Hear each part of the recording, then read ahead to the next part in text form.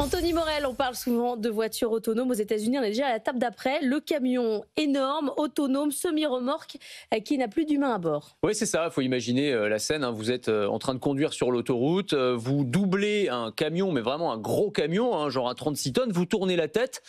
Et là, il n'y a personne dans la cabine, il n'y a personne au volant, zéro humain à bord. Et c'est l'expérience que commencent à faire un certain nombre de conducteurs dans l'État du Texas, où vient d'être ouverte la première ligne commerciale de transport de marchandises par camion autonome. C'est une start-up qui s'appelle Aurora, qui a été créée par un ancien de Waymo, donc la filiale voitures autonomes de Google, qui a créé ça. Et c'est remarquable parce que des expérimentations de camions autonomes, ça fait quelques années qu'on en voit fleurir un petit peu partout. Mais là, en général, si vous voulez, c'est que vous avez quand même un pilote derrière le volant au cas où il se passerait un truc, ce qu'on appelle un pilote de contrôle. Ouais. Là, il n'y a personne de chez personne. Vraiment personne de chez personne. C'est pour de vrai. C'est-à-dire que de A à Z, le camion, grâce à ses lidars, ses caméras embarquées, son intelligence artificielle, va être capable d'analyser son environnement, va être capable tout seul de changer de voie, de doubler sur autoroute, de prendre une bretelle de sortie, de détecter la présence d'un piéton à 400 mètres de lui,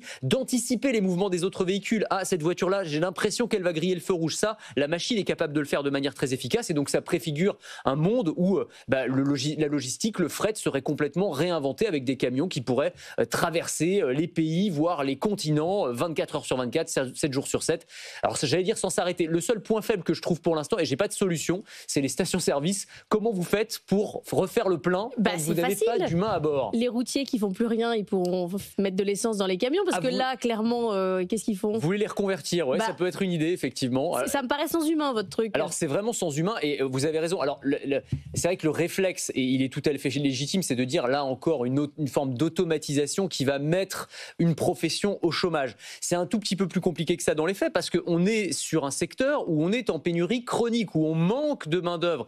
Les chiffres sont assez impressionnants d'ailleurs. En France, il manque 50 000 chauffeurs routiers, c'est 400 000 à l'échelle européenne, c'est 3,5 millions dans le monde. Et avec les besoins logistiques qui sont croissants, avec les commandes, le e-commerce qui explose, on va avoir besoin de plus en plus de transporteurs. Donc vraiment, pour le coup, ces camions autonomes, ils viennent répondre à un manque.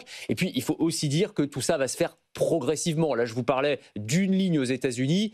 C'est pas encore parfait. Par exemple, le pilotage de nuit, ça fonctionne pas très bien. Sous la pluie ou sous la neige, il faut encore des humains. Mais c'est vrai que c'est quand même l'étape d'après, à tel point d'ailleurs qu'il y a un certain nombre de constructeurs qui imaginent le camion du futur où il y aurait même plus de cabine de pilotage. Comme il n'y a plus d'humains, il n'y a plus besoin. C'est juste la remorque, quoi. C'est juste la remorque avec un petit truc à l'avant quand même pour mettre toute la technologie à l'intérieur. Mais c'est possible en France ou pas? Alors en France, on a opté pour une autre solution. On est en train de tester, notamment dans le tunnel du Mont Blanc, une technologie qui s'appelle le platooning. Platoon en anglais, c'est un peloton. Donc c'est des camions qui se suivent en peloton à la queue leu-leu, on va le dire comme ça, ou comme des wagons. Donc vous avez, voilà, c'est exactement ça. Qui s'appelleriez un train? C'est presque un train. Oui, mais un train sur la route, quoi. C'est ça le truc. Donc vous avez en fait le premier camion avec un conducteur humain, mais le deuxième et le troisième, eux, sont autonomes et vont suivre en communiquant avec le premier. Donc voilà, si le premier double, tous les trois doubles. Alors c'est intéressant parce qu'en termes de consommation de carburant, c'est efficient puisque vous allez profiter de l'aérodynamisme du premier, quoi. Vous êtes dans comme les vélos, dans son sillon, exactement. C'est tout à fait ça. Et donc ça, c'est quelque chose qui est testé en France. Et donc on peut imaginer des scénarios demain où ces camions pourraient se balader sur les routes avec peut-être un conducteur, voire deux, qui pourraient se relayer pour que les camions puissent rouler quasiment sans s'arrêter.